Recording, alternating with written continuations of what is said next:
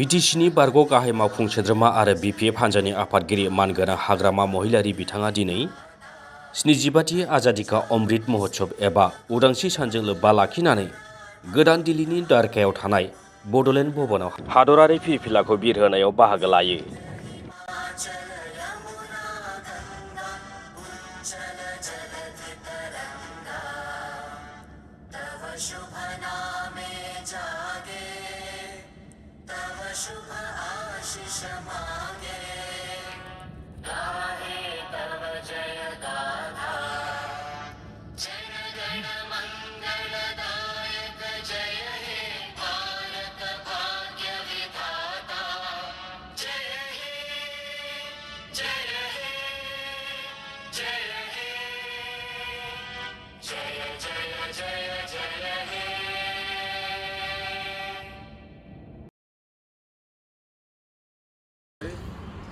भारतनि उदांस्रि सान 15 आगस्ट आरो बे भारतनि उदांस्रि सानाव माहारिनि बिफा महात्मा गान्धीजों लोगोसे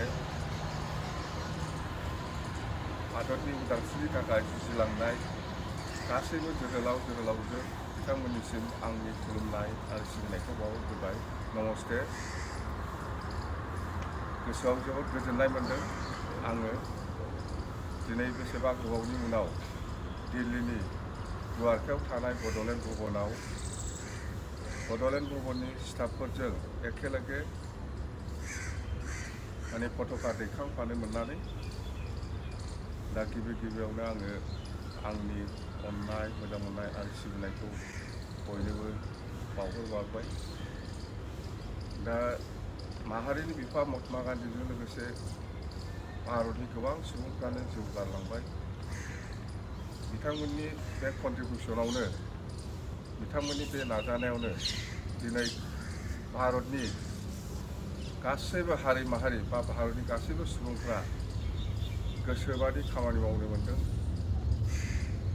गोसोबादि राजनिति खालामनो हादों, गोसोबादि लेखा फरायनो हादों, गोसोबादि खामानि मावनो मोननाय जिथु अधिकार बिथांमोननि कन्ट्रिबिउसनाव जोङो दिनै गासिबो माहारियानो फ्रि जानानै दं।